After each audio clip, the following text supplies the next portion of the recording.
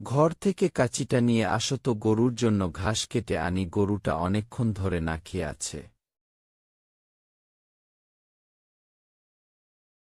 এই নাও কাচি, তুমি রাস্তা দিয়ে আস্তে আস্তে যেও, রাস্তায় যেন কোনো বিপদ না ঘটে, এবং বেশি করে ঘাস কেটে নিয়ে আসো। আচ্ছা তাহলে আমি যাই, আস্তে আস্তে যাই, দেখি বেশি করে ঘাস আনতে পারি কিনা। ঘন জঙ্গল তো, তাই আমার আসতে অনেক দেরি হতে পারে, তুমি কোনো চিন্তা করো না।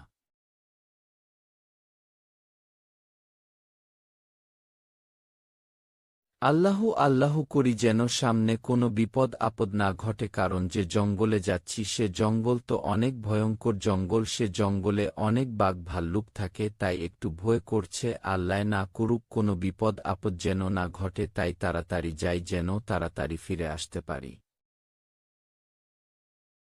এই তো এসে পড়লাম, তাই তাড়াতাড়ি ঘাস কাটি আর তাড়াতাড়ি করে চলে যায়।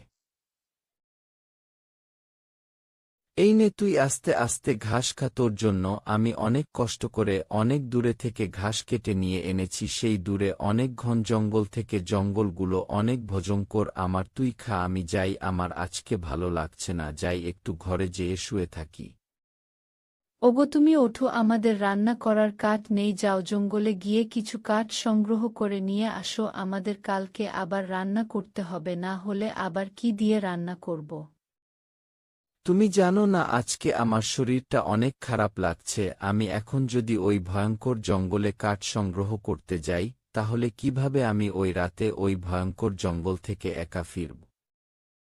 তুমি থাকো, আমি গেলাম, আজকে রাত্রে আর বাসায় ফিরব না। এই তুমি যেও না, তুমি খালি সব সময় রাগ করো, এখন যে রাগ করে চলে গেলে, এখন যদি রাতে বিপদ আপদ হয় তখন আমি কি করব। রাগ করে তো চলে আসলাম, এখন তো সন্ধ্যা হয়ে যাচ্ছে, এখন রাত হয়ে গেলে একা আমি কি করব। ওই যে একটা বাড়ি দেখতে পাচ্ছি, যাই ওখানে যে একটু বিশ্রাম নেই, শরীরটা তো তেমন ভালো না। ওহ ভালো হয়েছে, বসার একটা জায়গা পেলাম, শরীরটা ভালো লাগছে না, একটু বিশ্রাম নিয়ে নিই। কে রে বাচ্চা তুই?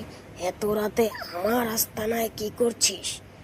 তোকে তো কখনো আমি দেখিনি এখানে, নতুন দেখলাম। ভুল হয়েছে ভূত মশাই, আমি একটু বিশ্রাম নিতে এখানে আসছিলাম, কিন্তু আমি ভাবিনি এটা আপনার আস্তানা, আমাকে মাফ করে দিন। আমি যদি জানতাম এটা আপনার আস্তানা তাহলে আমি কখনো এখানে আসতাম না।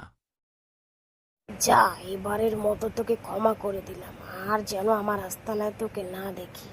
বুয়ের কাছ থেকে রেগে আসলে যা হয়, আজকে কত বড় বিপদ থেকে রক্ষা পেলাম। যাই, আমার বুটা মনে হয় রাগ করে বসে আছে, বাসায় গিয়ে ওর সাথে একটু ঝগড়াটা মিটমাট করে নি। তুমি জানো আজকে তোমার থেকে রেগে গিয়ে আজকে কত বড় বিপদ থেকে রক্ষা পেয়ে বাড়ি ফিরে আসলাম, আজকে তুমি আমার মুখই দেখতে পারতে না। আমি এখন কোনো বিপদের কথাই শুনতে চাই না, ওগো তুমি বাসায় ফিরে এসেছ, সেটাই আমার কাছে অনেক বেশি, আমার কাছ থেকে রাগ করে চলে গেছ, তুমি জানো আমি কতটা কষ্টে ছিলাম, আর রাগ করে বাড়ি থেকে বের হইও না, আমার একা থাকতে অনেক কষ্ট হয়, এগুলো এখন বাদ দাও, আসো দুজনে বসে বসে গল্প করি।